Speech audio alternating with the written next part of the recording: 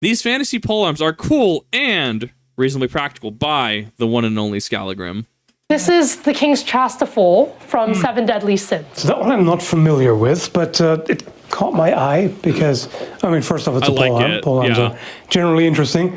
And it's got a lot going on here. So you've got these two spikes here, which would be quite useful as a polearm. I'm imagining a partisan hat that could be modified to look fairly similar. Partisan. A little, yeah, actually. Like, I could see that. That's functional. Like, it's flair that's functional.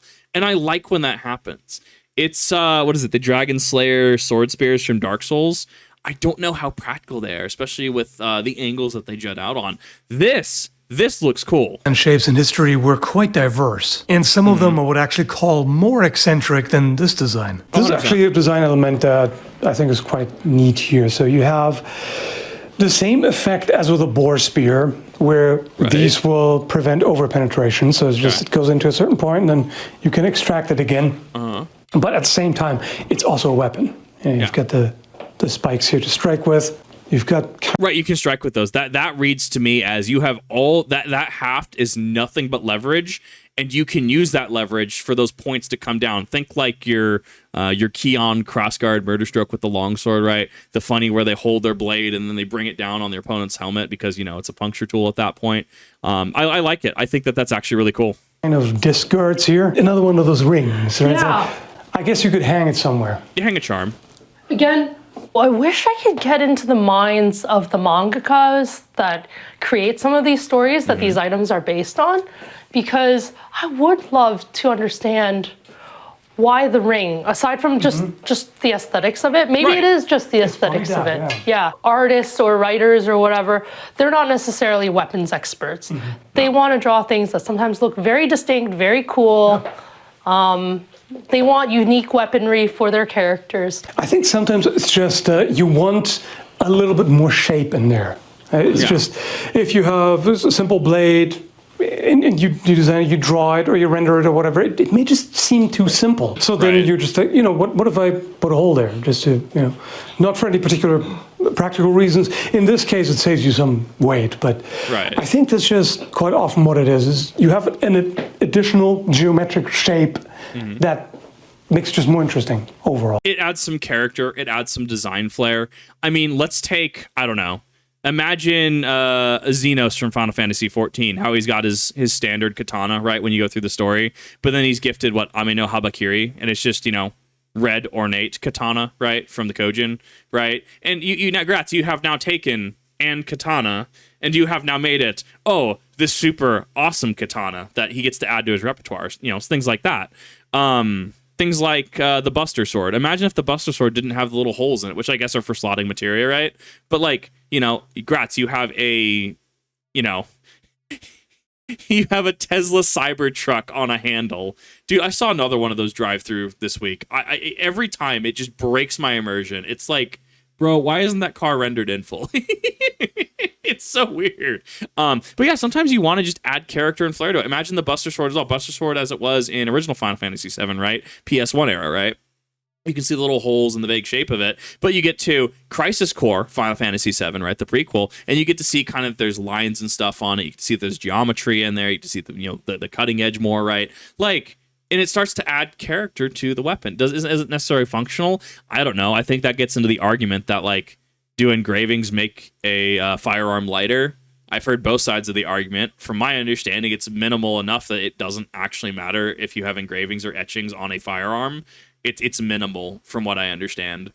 So, does it necessarily need on the Buster Sword? No, but it makes it more memorable. A spear like this, right? If, say, the center was just, say the center, the ring wasn't there, right? And that was just black. Does that make it more memorable? Not really. Okay, you got your green going up into your gold, going into this black cross shape up here, and then you have your your silver tip, right? But having that hole there kind of gives it some more character, kind of gives it more charm to it. It's more memorable, right? And now you're going to be thinking, a week from now when the subject of spears comes up, but at least it happens with me. Look, I do SCA, right? Some way, shape, or form, weapons always come up. It's really fun to hear about them. God, like S-Docs and stuff, they come up in discussion a lot. The weird sail guard thing from the Elden Ring DLC came up as well recently. The German thing, parrying dagger with the sail guard on it. Really interesting. But like, yeah, now you oh yeah, that one Skallagrim video. He had the spear with the hole in it, and maybe someone enlightens you, oh, well, this is what the hole could be used for. Maybe there was a historical precedent for that, right? I love watching things like this. And even then, it could be completely over-designed. Sometimes the rule of cool just works, right? Scythes, right? Farming tool, not necessarily the best for combat, right? But Kip, it's a blade at the end of a stick, right? It's a blade at the end of a staff. Like, it's clearly good, right? I mean, if you move in circles, but from everything I've heard, they're not necessarily the most practical weapon. Obviously, you're going to use what you have, but it's not, it's not a not a claymore. It's not necessarily a longsword. It's not whether you're in Japan, whether you're in Europe, longsword having two different meanings, right? It's not a spear. It is a scythe. If you can use it, cool, but it's got that high skill floor going for it. But I mean, a lot of people use it, right? A lot of game characters use it. Sometimes the rule of cool just works. Same way as here, the curves here and then the corners there. There's all stuff that... That is actually a good point. You could use the hole to disarm. I think at that point you're going Swordbreaker logic, right? You are trying to catch something in that gap and be able to twist it. I don't know how effective that would be, though, and I don't know... tempo-wise, if it would just be better just to go in for the thrust, right? Like, I don't know if it's necessarily the meta option there. Add something visually. So if you got this shoved in your face, you may not criticize the ring or the hole or whatever. Yeah. With polearms, you can generally go extra crazy because they did in history. There are a lot of really strangely shaped polearms in history. So technically, the way you use a claymore, is it not used as a polearm because of how large it is? No, sorry, not a claymore. Zweihander, that's the one. Claymore you can actually swing around. Zweihanders you can use as more polearm-esque. This is not even all that unusual. What is unusual, though, and kind of an elephant in the room I forgot to talk about, is this blade. perpendicular Yep, fuller right here, there. which reminds me of box cutters with disposable blades. That's begging for it to break right there. These could be used for hooks. That's a stress point. There's a bunch of Final Fantasy 14 weapons, namely paladin swords that I've looked at. Oh my god, I complain about stress points on those a lot. Like, the blade will be really chunky, but it goes down to a really like small point in comparison to the thick part of the blade. Think like a broadsword, right? How it has, the thick base from the crossguard, and then it just tapers down, right, over the length of the blade. But like, it goes up from crossguard and it goes from small to big and then back down. That's a stress point. That is a point that's wanting to break. That's often a feature on historical polearms. Either pull a knight off a horse or control enemy polearms and pull them out of the way. Right. That hole might be large enough that a spear might even fit through. Yeah. Enemy spear, if you catch that, then you definitely have it. If you can catch a spear with this hole, though, you deserve to be... Pinpoint accuracy. You just win. That's some assassin skill set you have at that point. I can see it more as like coincidental. Yeah. Like Bob Ross says, happy little accident. The other end, too, there is a sharpened point at the other end. Ah. And another ring. So the ring is actually interesting. So like, you can see kind of a duality kind of design start to come up in it, right? Ring on top, ring on bottom. That spike is just, it's going to serve as a armor breaker, right? If you ram that into plate, like, that's going to punch through the plate. If you ram it into a helmet, it's going to punch through the helmet. I'm actually a fan of that. I kind of like that. Yeah. Which I'm common on Chinese polearms in particular.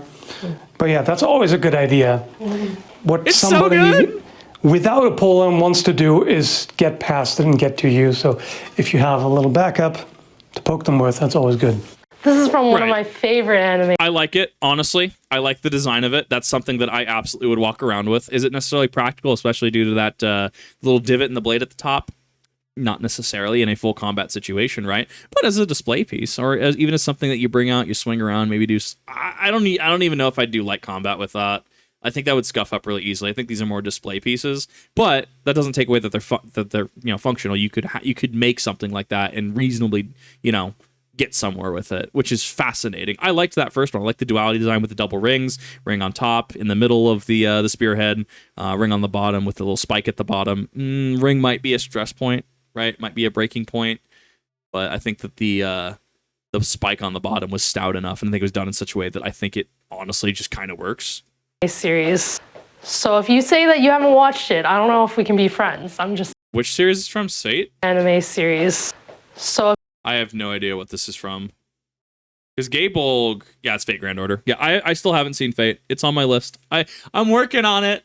I'm so tired. I can only do so much in a single day. I can only do so much. if you say that you haven't watched it, I don't know if we can be friends. I'm just saying. Uh-oh.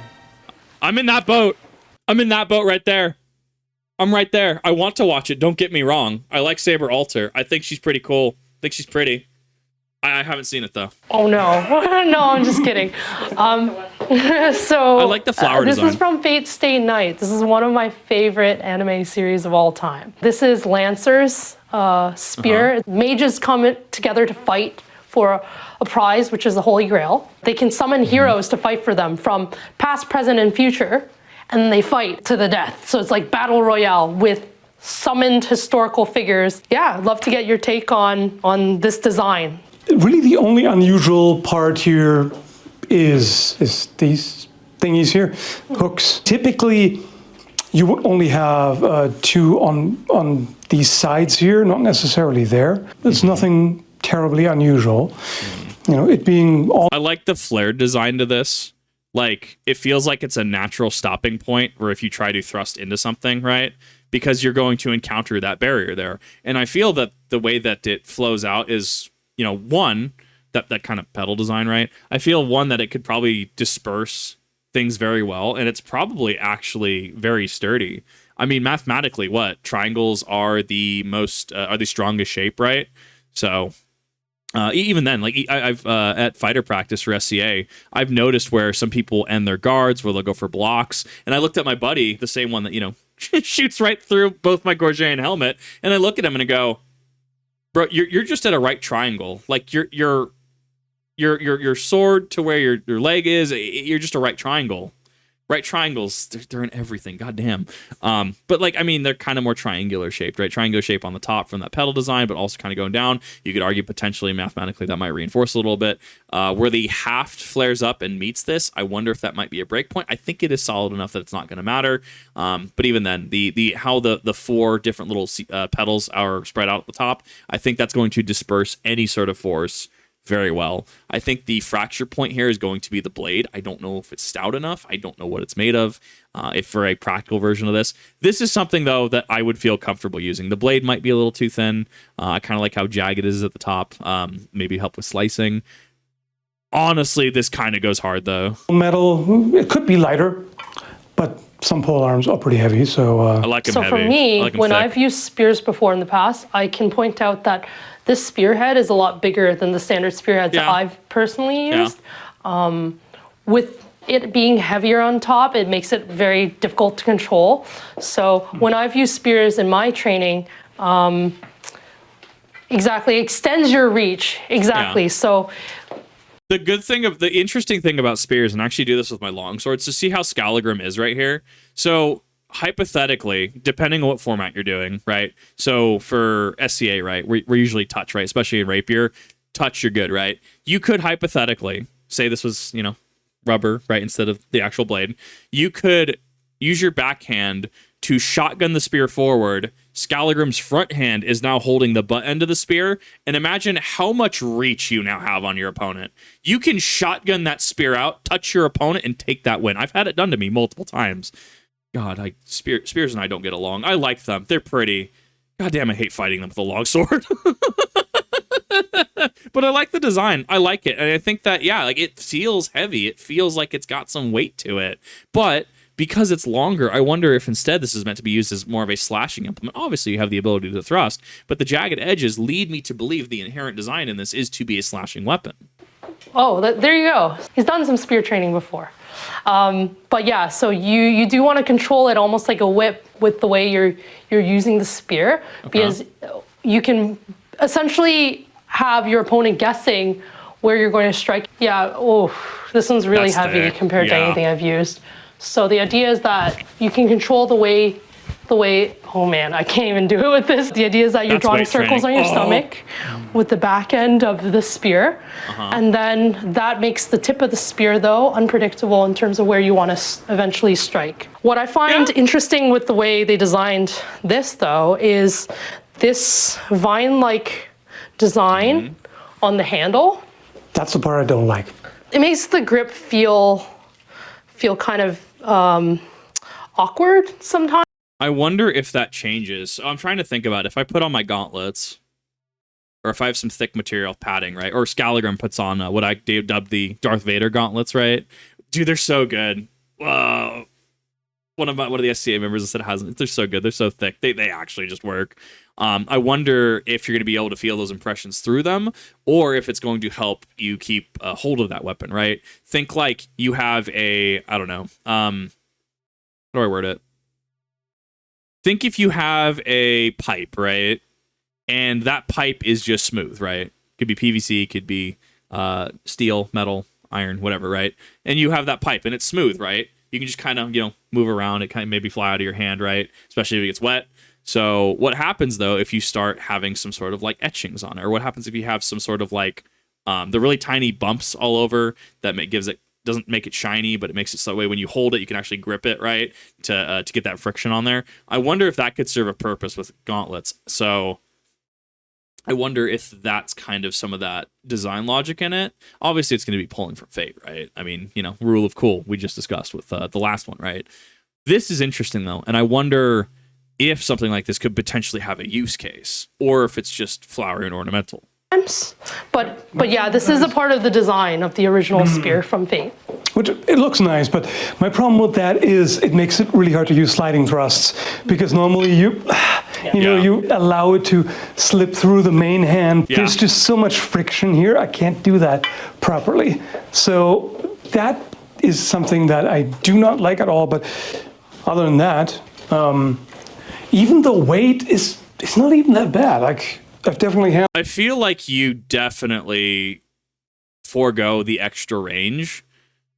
Like think of a type chart, right? Think of the pentagon with different pentagons in it, and then you have certain like your stat is like highest in this, second tier in this, right? I feel like this runs into you don't necessarily have the ability to do those slide thrusts, but I think that you have the mass that you can just out leverage your opponent. You're not going for range. You're kind of looking at getting up close and personal, I would argue, right? From the blade being shaped in the way it is, the end of it's kind of a sword, right? You look at it, it's a sword for all intents and purposes. To the jagged edge down here, which could help in terms of cutting on the way out. That stopper with a little petals, sepals kind of design, right? So you just go in, bam, hit that stop, pull out, or cut from there, whatever you prefer. And it has enough weight that like people aren't going to bully you around. So one, you have mass, right? And that's the big thing. Like they've alluded to how heavy this is. One has mass. Two, spears are from firsthand accounting, and they're going to have more experience than I do. I can use my limited experience with SCA, what events I can make it out to and have tried to make it out to, right? What I can understand, especially knowledge and part from others, like spears have leverage for days. First-hand experience, second-hand, third-hand experience. They got leverage, okay? If you try to fight a spear and leverage, and you're not also using a spear, good luck. So it's interesting to see that you kind of lose that ability, especially with the design on the haft, to lose out on range, but potentially just win, crossings with your opponent. You could probably close the line very, very easily with something like this, right? Just make your sweeping motions, keep control. Your opponent tries to, say, go off to your left side, right? Rapier / fencing, guard number 2, where you have nails down, knuckles up, right? You can kind of just come in and then potentially just pivot your arm. I hit my mic. Pivot your arm out, your back arm out, keep your front arm in, and then you just go into your opponent. I can't exactly explain it. I'd have to walk through the motions. this I feel can be used, and I think this does have some practicality. I think the design's also pretty flowery too, but I don't know if something faster gets the job done better. Polearms that are about like that or heavier even. So that in and of itself is fine. It's just this stuff bothers me. You can absolutely use that. The blade is fine. It's nice that it's long enough to be a hewing spear, so you can actually cut with that too. So that has a butt spike too, yeah. I love the butt spikes. So They're you can so strike good. with that. So yeah, I like it overall, aside from this, from the vine design that gets in the way. But other than that, it looks cool and it's perfectly usable. Yeah. I like that it's all red. Like the spin. It pops. It does. It doesn't have to make sense, of course. Like the important thing is, design what makes you happy, pretty much. But one thing I would say, try not to go overboard, because it's very easy when you're designing weapons to just want to add more and more feature. Like, oh, there's got to be another spike here and another thing there and a swirl there and whatever. It's very easy to get carried away. Even functionality aside, it just sometimes overloads a design where there's so much going on that the eye doesn't even know where to look. Right. So too much is a thing sometimes. Yes. It can be. In my opinion. I like that. That's a very good point to go by. So this is from Game. I love that. We're going to get into Genshin, Raiden's weapon, in a second. I actually really like that. The whole Gable design, it just works. I like the red. It pops. It's very aggressive. If you show up, right, people are going to be... Say you show up to practice with it for some reason, right, and it's actually legal for whatever you're doing. People are going to look at you, God damn, bro. Got that red spear, got that Gable, right? I mean, that's kind of how we have the concept of legendary weapons, right? Well, this is...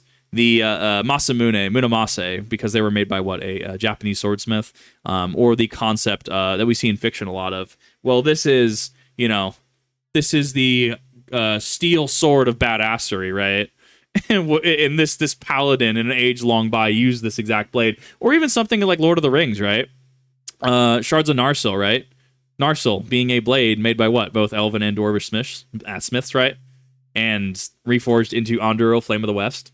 Big iconic sword, love it. Would love to own it. Super good, super visually pleasing. Love it. Legendary weapons can absolutely be a thing, and personalization is actually a huge factor in it. Personalization is actually why when people will pick up a weapon, the standard movie scene where it's like, oh well, his sword broke, and so he cast it aside. He cast his broken hilt aside and grabbed another sword, picked it up, and used it like it was nothing. That's harder said. That's harder done than said, right? That is easier said than done. There is so much that goes into it. Weight, grip length, keons. There's a lot that goes into it and can actually mess someone up when they're trying to pick something up. Impact. Bale's engulfing lightning. This stood out to me because... How expensive is this? This is from Genshin Impact. Bale. I don't think I've ever seen this site before. Honestly, if this is not a prop, I might pick this up. Holy crap. Engulfing lightning. It's foam. Never mind. This stood out to me because it's pretty unusual design. I feel like what I just said about you don't want to overcomplicate the design. Right. This can still get away with it.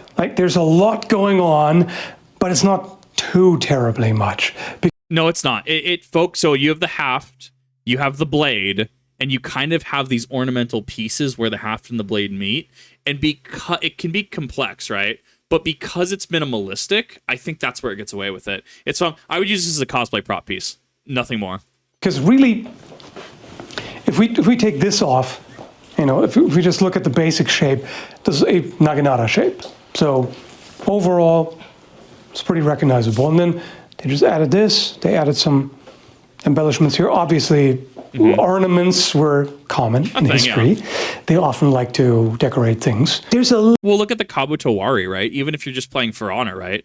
How many Kabuto helmets have you seen with some ornamentation, where they've got beetles on it, even though the helmet itself is Kabuto beetle helmet, right? How many times have you seen a Kabuto Wari in game or in real life with ornamentation on? Ornamentation is fine. And especially in context that Inazuma is supposed to be representative of Japan in Genshin, right? Some of those practices can translate over pretty well, and you go, oh yeah, no, that makes sense. A little bit of texture in here, and that's already too much, in my opinion, just for this. Yeah. In all fairness, you probably wouldn't use it that way, because you would use No, naginata slashing. techniques, and I'm not aware of a sliding thrust being part of naginata. I could be wrong. There's something with quarter staves in Meyer's manuscript, and it's staves, but it can be applied to spears just as well. There are a lot of thrusts in there, and This is actually kind of why I like the sword community, right? Like I react to a lot of Skallagrim. I love his stuff, right? Go check him out if you haven't. Like, dude is actually like legendary. Like, people can quote Myers, right? Or I could have somebody quote Godinho, or we can have somebody quote I always forget his name. There's a few manuals we've gone off of in SCA, and that's just SCA alone, right? And then you have from, say, the Japanese side of things, you have, Niten Ichiryu, right? One sword, two paths, Musashi, right? 5 rings. Like, and you can just come together and you can debate. Well, and this does happen in SCA. Well, this happens in Italian fencing. Well, how does that translate to Spanish fencing, right? I mean, how does Spanish rapier work? Well, I mean, Spanish rapier works this way. Well, how did at that point, in the time period that we're talking about, did any other countries develop any rapier techniques? If so, how did they do it? Did France have rapier? Is there a French rapier manual? Is there somebody that can... All these questions spawn new questions, and these are like some of my favorite people, not even to drink with, like to just go out, have fun with. And sometimes they get so animated explaining something, right, that sometimes practice doesn't even happen, or practice happens in a limited capacity. But they're talking about German longswording, or they're talking about Scottish claymores, right? Talking about some of the techniques that survived in the Highlands, right? We talk about different rapier formats, talk about how spears are being used, the evolution of armor and lack of armor, and why rapiers became a thing, the evolution of keons going into the crossguard going into basket helps, that kind of thing, basket helps versus your rapier, wire thing. There's so much that I literally can't even discuss here. It's so good. Cutlasses, those get discussed too. 100%. We've discussed a number of weapons. Point in case, go support your sword tubers. Go support your people that do HEMA and SCA and stuff. And if it does interest you, right, go check something out. I think Skallagrim's part of HEMA. See if there's HEMA practices in your area, right? If you're close to SCA, right, like, hey, go check out your SCA event, right? And there's a number of things that you could do. If you want to do more of the role-playing side of things, there's LARP communities, right? If you want to go and you want to do Rage Cage, dude, I want to do Rage Cage so bad. You don't not. When I say Rage Cage, you're effectively putting in an MMA cage or a cage in armor, and you just fight it out. I had somebody at SCA. They're just, because they've done something similar. They looked at me and they go, "I'm sorry, you want to do what?" I'm like, "Yeah, I want Rage Cage." And he's like, he was about to say, like, you know how rough that gets. And he's like, but it was just, oh, he knows. He knows. He just wants this. Just let Kip have this. Let me get beat up in armor. So content like this is right up my alley. It's so cool to see other weapon enthusiasts, people with way more training than I do, people that have a passion for this. And it's also an opportunity to learn more about, not only existing cultures, existing weapons, but even fantasy weapons and interpretations in popular culture and media. There is a disengage in there where you would do this kind of thing to get on the other side It's a cavazione. of the opponent. That's a cavazione. Oh my god, yes. So what he's doing is he's not just going straight down and then back up. He's going straight. He's going down at an angle. Think like a V, right? It's a very narrow V. He's going down and popping up on the other side of the blade. That we do that all the time in rapier. That's how you actually are able to expel your opponent too, actually. So think you're holding your rapier out in front of you. Your opponent as well. You're on, say, the right side of their blade. They're on the left side of your blade. You cavazione over, and then as you do it, you shift into 2. The knuckles up, nails down, right? The strong part of your, the true edge of your blade is going to be faced outwards. So now you've blocked them, and you're getting their point off center, and then you're going in, right? I love it. I love seeing how the same things evolve in different styles with different weapons.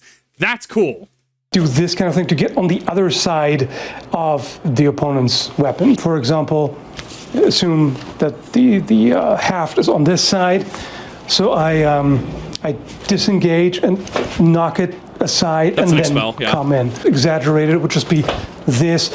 So so it's almost like you're leaving contact with their blade, coming up on the other side of it, expelling their blade, and then at an angle coming in. Just to cross that line and open the opponent up It closes the gap. to be able to thrust. So this is a good segue for us showing you a battle-ready Naginata. In comparison, there's Spicy. a regular Naginata, which is, yeah, Bro, I've wanted one of these for a hot minute ever since Matt Cawthon I was reading Matt Cawthon use it in Wheel of Time.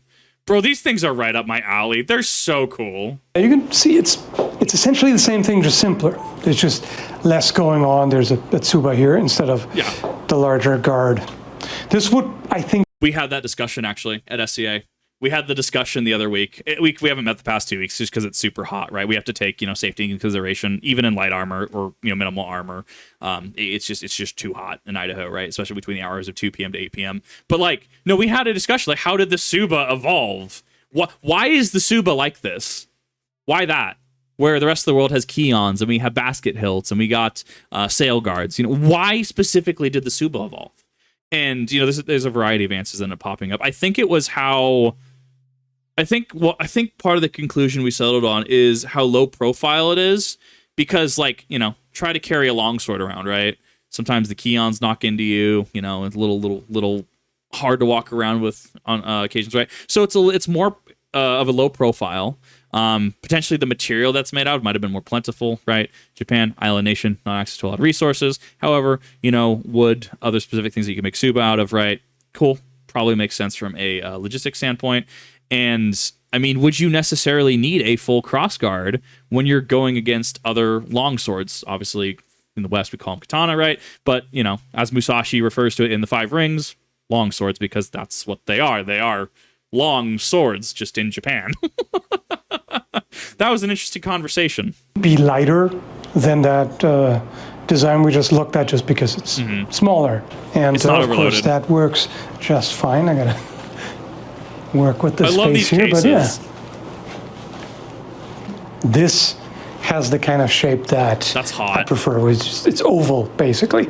So you can really feel how you're holding it. And as you cut through the target, you have a bit more control this way.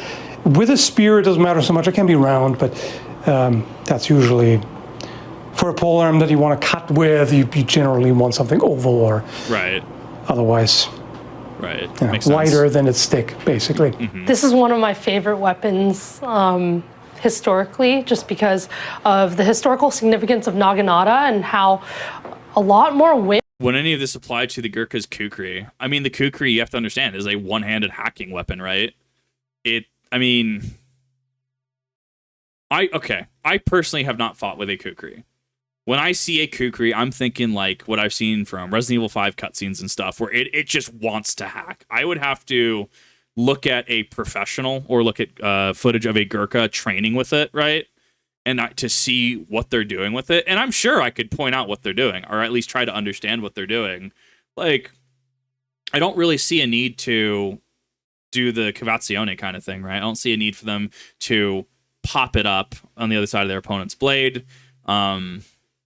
I mean, I would honestly liken it to knife fighting at that point, right? How my buddy, he loves kama, right? Little Japanese sickles. He will not fight with kama because he gets dirty with kama. Like, he is good at what he does. And I will take his word at it because he has not led me astray and stuff like that before. I both love and fear that man. He's so good. Like, but for such a close quarter implement, I don't think that applies. Like, if anything... Yeah, no, I mean, you're getting into... I would play that very close. I would not play it like I would play a rapier or like I would play a polearm. No, I would not play it that way. If anything, say we're fighting a polearm, right, and we're using a kukri, one, I need to make sure to get the polearm out of the way, whether that's going to be deflection, whether that's going to be expelling the opponent's polearm. Maybe I can bait them with the kukri, maybe catch with the kukri, right, with the on the blade edge, right, where it curves in, maybe catch that there, try to expel it, get in, knock my opponent down. I don't know. That's something that I would have to really sit down and think about. And I would probably actually have to get my local SCA group on, because that's something that's fascinating to think about. Women in history, in historical Japan, use Naginata. It's great. There's a whole class of women warriors that use Naginata. So this helped popularize martial arts among a lot of my friends. literally this weapon, Naginata, just because they saw that other women historically were using weapons too, were warriors. And it wasn't just like from fables, like we talk about Amazons in Greek fables and that sort of thing. I remember reading something fairly recently, a story, I believe it was American Revolution, where a soldier was found out to be a woman who dressed up and went to war. Totally unrelated. But since I'm looking at that right now, there's an interesting design feature here. So it's thickened here. The tip is thicker there to reinforce it. Right. Sometimes it's called an armor-piercing tip. And essentially, yes, just in the sense that it's made more durable that way. It's not that it pierces armor better because it's thicker, but it's more likely to survive it as a result. If you were to thrust into even just mail with a fairly thin point, this might just break off. Right. That's why it's reinforced here. I like that. That's One cool. of the things I also wanted to point out is one of the misconceptions we get when we go to fairs and festivals is people are like, when they unsheath a battle-ready sword or a battle-ready blade like this, they think like, why is it so dirty? Is it dirty or what's going on with this? It's not dirty. A lot of times these are waxed and oiled to maintain the blade. The point of wax. I know that Japanese blades do it, and that's why I don't actually want to own a katana unless I have a lot of money. That is a sword that I want to make sure that I'm respecting. Like, obviously respect any blade, right? I mean, it's why my Resident Evil 5 or Resident Evil 4 Krauser knife that I got by eBay, it's rusted to hell at this point, and I'm so disappointed. Tried throwing it in acid, not working, so just kind of a little disappointed. I might have to write that off and get a new one. But like, yeah, no, that's a thing where you have to take care. Like, do not ever katana, even just any bare sword in general. Right? Just don't touch the blade with your fingers, because the oils from your fingers can get on it and it can damage the blade, rust the blade. Yeah, a very, very much a etiquette thing. Just don't touch the raw blade. Do not touch the bare blade. And that is, yeah, I've heard many people definitely oil their katanas to sheathe them. Says it just lasts longer than oil, because oil you have to reapply. Right. Wax, pretty much you put it on once and it's good for the most part, unless you sheathe and unsheathe it a lot. So it just prevents corrosion. Yeah. If you haven't seen the other videos about fantasy weapons I put up recently, you can find the links in the description. Hope you found this entertaining, and thanks for watching. I love this. I kind of jumped ahead a little bit. I'm enjoying what he's doing. I like that he's going through pop culture stuff, right? Like you can see, overthinking fantasy weapons up top left, the Daedric sword from Skyrim. I think this is a cool niche. I think that's well, not necessarily niche. I think it's cool. Like, people love opinions. People love expository content. People love, they love explanations. So now let's take things like, I don't know, Final Fantasy weapons, anime weapons from pop culture and games, and have somebody be like, well, I mean, if you're wanting this from a professional, from someone that does research this, I mean, let's have a chat about that. And that's what I like that Skallagrim's doing. I think it's super cool. I think we definitely needed more content like this, and I think this will help a lot more people, ease in a little bit, right? Especially because it's not dismissive, right? It's like, some of these things, as I said, can be over-designed. Some of these things do make sense, like the ring on the first spear, but some of the over-design isms also can work, such as Shogun Raiden A's spear, right, from Genshin.